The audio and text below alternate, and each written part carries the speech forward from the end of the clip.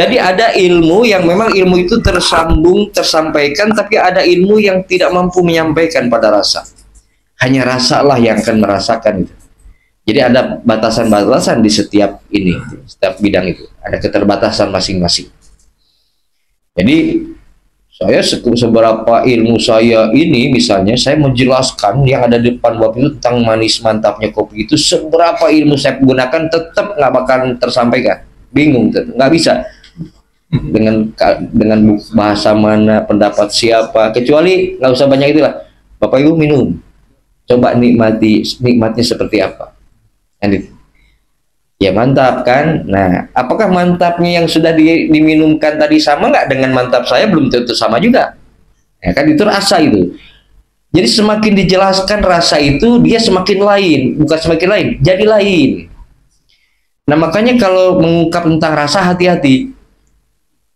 Karena nggak ada kalimat yang bisa mengungkap yang sebenarnya tentang rasa, kecuali rasa itu sendiri yang dirasakan di diri. Maka jangan banyak cerita tentang rasa. Karena itu ada di dalam rahasia, susah. Cukup dirasa saja. Nah, bisa sampai ke rasa itu tadi atas perjuangan tadi. Atas perjuangan jasad ini dengan ruh ini. Ya, gitu kan, terus dilibatkan semua, maka jasad rasa, nanti ya jasad apa, ruh rasa, kerasa. Nah, terjadilah kesempurnaan di sini, tiga itu.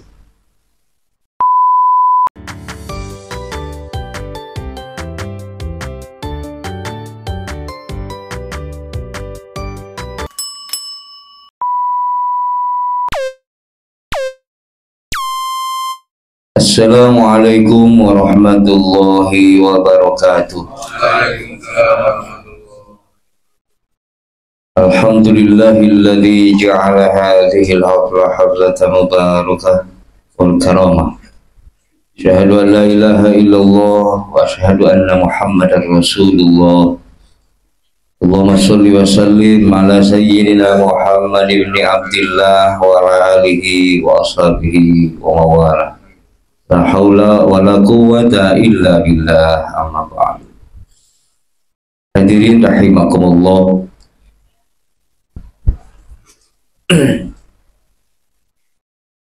Sering kita dengar ada kalimat baik diucapkan di awal pembukaan manakib oleh pengatur waktu, pengatur acara atau MC, kalimat perkataan Tuan Syekh yang kemudian itu ditukil oleh guru kita Pangersabah di dalam kitabnya Man hasunat hidmatuhu wajabat karomatuhu.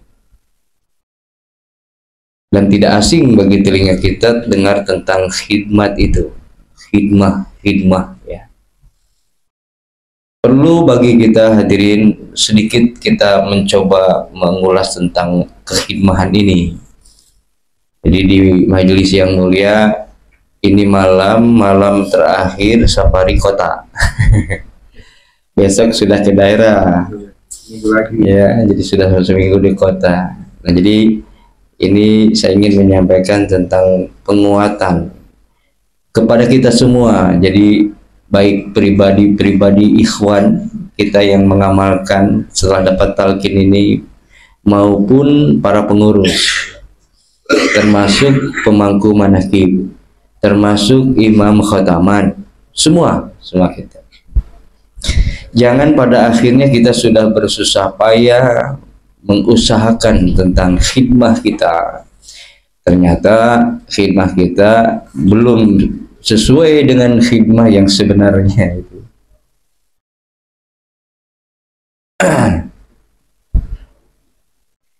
Maka penting bagi kita untuk terus dengan sungguh-sungguh mengamalkan tuntunan mursyid ini. Disinilah kuncinya. Kenapa? Karena guru kita sudah membuat tuntunan, aturan bagi para murid ini sudah sedemikian rupa, lengkap sudah. Makanya kenapa beliau bergelar mukamil, kamil, mukamil. Mukamil itu menyempurnakan, termasuk sudah sedemikian rupa tuntunan ini, gitu ya. Nah, tinggal tugas kita adalah mengamalkan, mengamankan, melestarikan. Lalu bagaimana dengan pengetahuan, ilmu-ilmu? Apakah cukup dengan tuntunan-tuntunan yang diamalkan saja? Ya. Bagi yang ada berkemampuan untuk mencari ilmunya, carikan ilmunya. Gitu. Nah, guru kita berkenan dengan ilmu, ada kitab namanya Miftahus Suluk. Jadi beliau pun sudah menyiapkan semua, termasuk ilmunya. Nah, tapi bagi yang tidak diberi kemampuan untuk mengejar itu, ilmu itu, jangan khawatir ya. Dengan kita mengamalkan, mengamankan dan melestarikan dengan sungguh-sungguh sebagaimana amanah tanbih, maka di dalam perjalanannya gurulah yang akan membukakan ilmu untuk kita. Jadi ada ilmu pengetahuan yang kita dapat di awal kita ambil prosesnya, ada yang nanti justru lahir ilmu itu setelah kita justru melakukan. Kenapa bisa melakukan tanpa ada ilmu? Karena ada bimbingan guru, gitu. Jadi kita yakin dengan guru, dengan ilmunya guru. Jadi sebenarnya bukan tidak tanpa dasar kita mengamalkan ini. Karena kan ada banyak yang menyampaikan bahwa kalau kita tanpa didukung ilmunya, ini bahaya, gitu ya. Harus ada ilmunya, harus ada dalilnya, harus ada keterangannya. Ya bagi para ahli ilmu, kalau yang bukan ahli ilmu, maka ada guru, ilmunya guru yang dijadikan sandaran sebagai wasilahnya. Karena seorang guru mesti tidak akan memberikan kepada muridnya pengajaran yang tidak baik. Ya. Nah itu husnuzon, ya, kita harus husnuzon terhadap mursyid. Nah maka amalkan, amankan, lestarikan. Dengan mengamalkan, mengamankan dan melestarikan, itu bagian dari khidmah kita pada mursyid, gitu. Jadi ini pernyataan ini saya ingin meluruskan bahwa orang ada sebagian mentafsirkan makna khidmah itu dalam bentuk yang lain, padahal makna khidmah ini luas. Ya, jadi dengan mengamalkan, mengamankan dan melestarikan itu kita sudah berkhidmah di situ. Nah, tinggal selalu seorang murid itu tidak cukup. Nah, mesti ingin berlebih, maka nanti terus ada semangat, keinginan, cita-cita, gitu ya, yang luhur.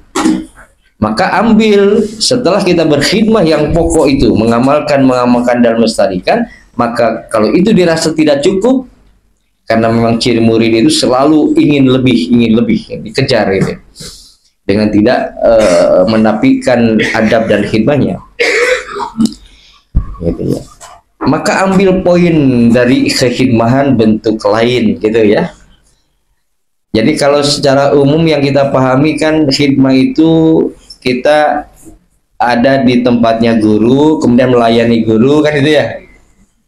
Kalau guru kira-kira misalnya perlu apa, murid ini yang melayani, gitu.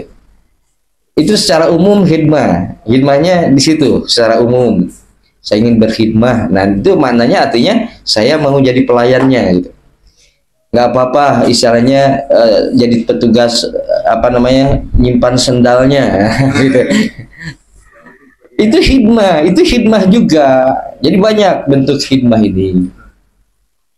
Tapi jangan nanti khidmah yang sedemikian banyak makna khidmah dan bentuknya lalu mengurangi kekhidmahan yang pokok. Nah ini jangan sampai lupa kita. Khidmah yang pokok kita di dalam amaliyah ini adalah tadi mengamalkan, melestarikan itu. Itu yang pokok. Kita jaga betul amaliyah ini. Kita jaga betul semangat mengamalkan ini. Kita jaga betul jangan sampai tercoreng tuntunan ini. Jangan sampai ada yang berani menambah mengurangi. Gitu. Kita jaga benar. semangat itu. Itu khidmah yang pokok hadirin. Ya.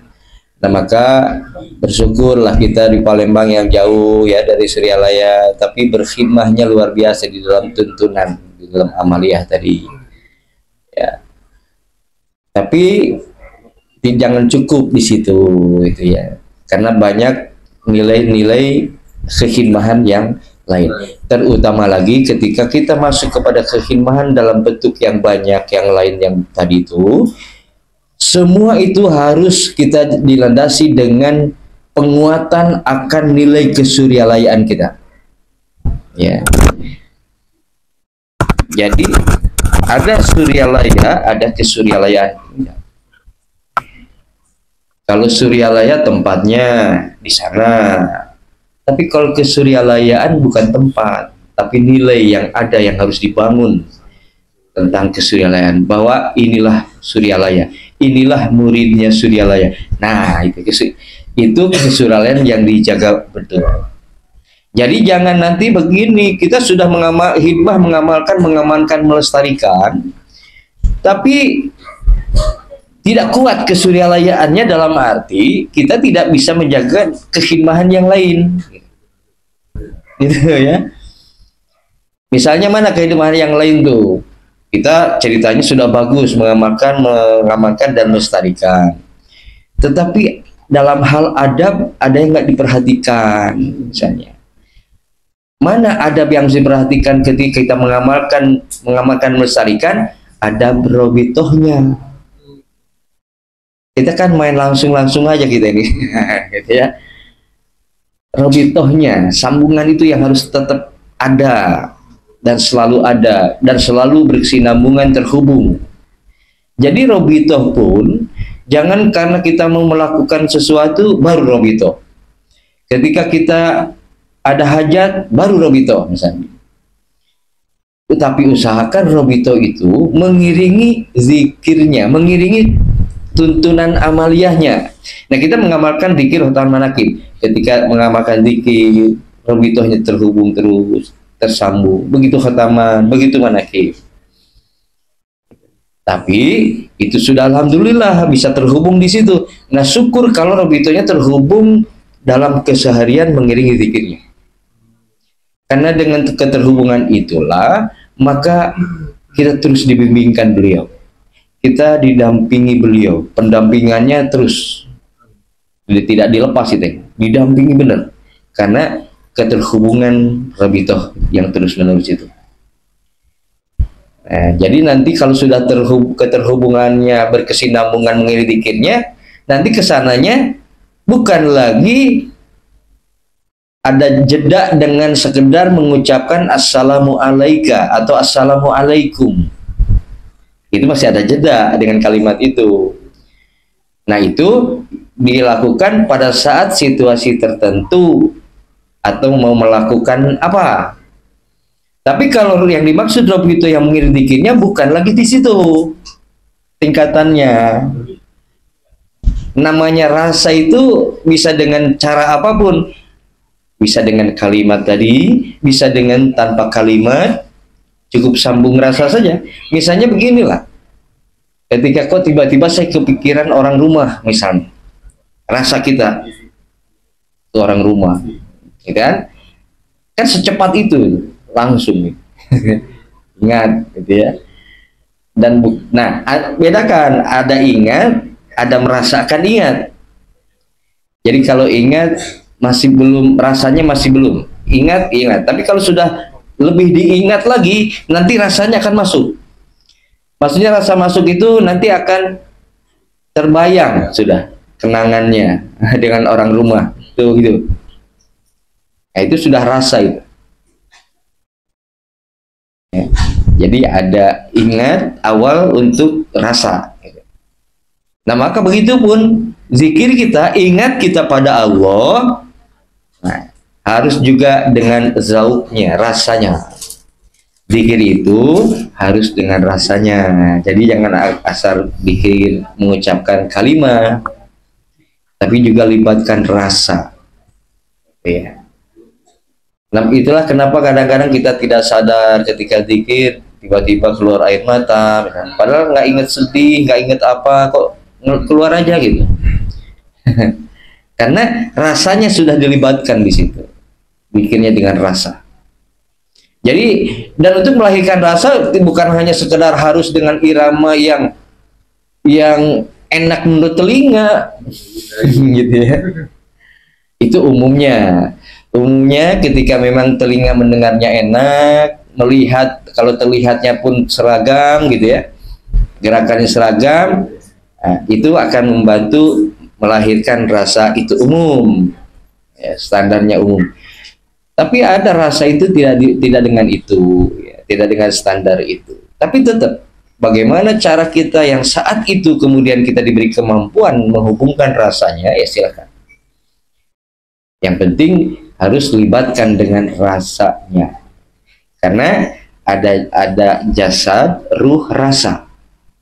Jasad ini, ruh, ada rasa yang terdalam. Gitu ya. Jadi ada di doa itu kalimat itu masuk gitu. Jasad, ruh, rasa. Gitu ya. Kalau kita ini mah jadi nanti yang jawakan. Gitu ya. Jadi doa yang dicampur antara bahasa Arab dengan bahasa Sunda atau dengan bahasa Jawa. Jadi ada 3 itu unsur itu, jasad, nyawa, rasa. Ada zikir itu nanti ada zikir jahat, zikir khofi, zikir sir. Nah kalau sudah sir itu rasa, sudah berbicara rasa ini, kita akan sulit mengambil bahasa yang bisa digunakan. Kebingungan kita menjelaskan rasa, susah. Sama ketika kita menjelaskan manisnya gula kan bingung.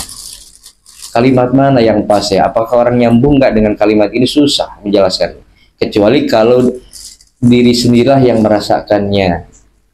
Jadi harus ikut terlibat rasanya, baru bisa ngomong bareng-bareng tentang rasa gitu. Kalau saya jelaskan kopi ini mantap.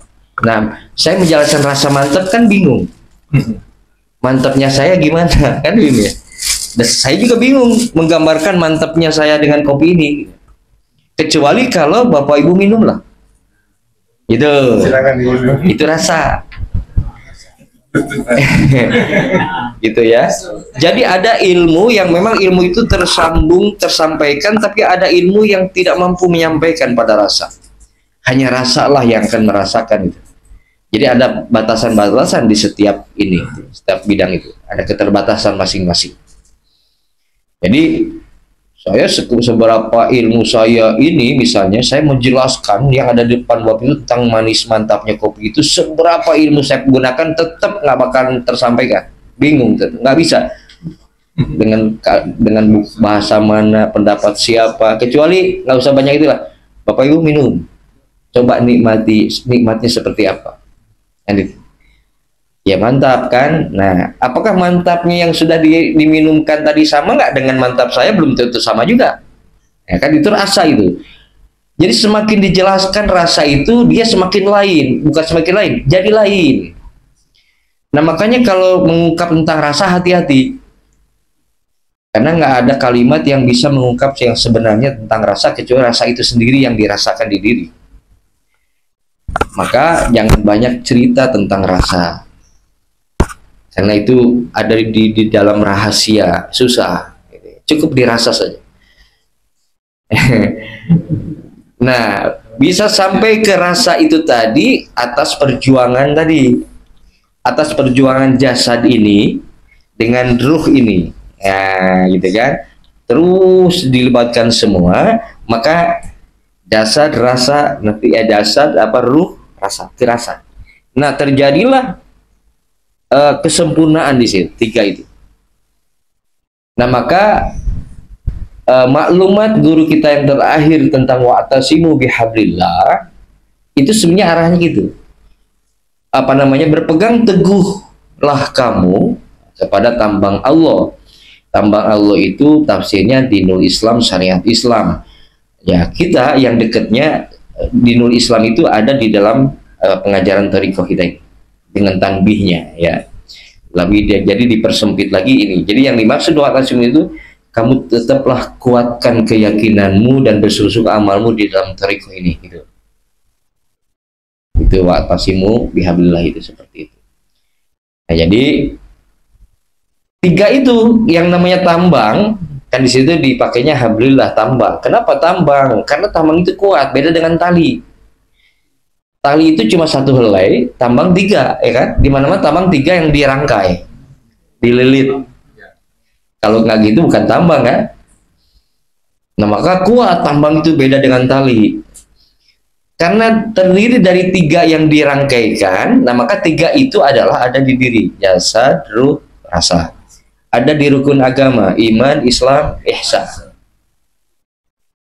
Nah, maka 3 itu harus disatukan, jangan 2. Nah, sementara ini kita kan iman Islamnya, ihsannya mana?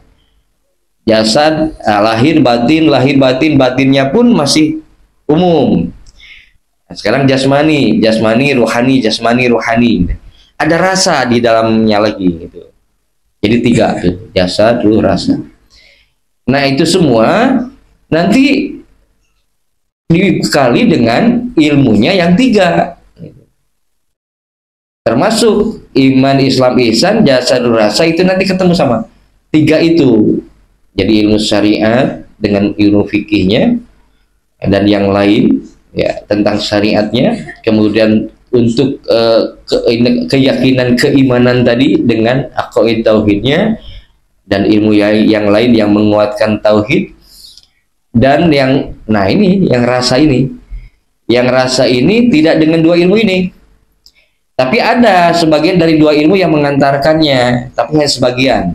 Tapi yang punya kewenangan yang membidangi rasa ini adalah tasawuf, ilmunya.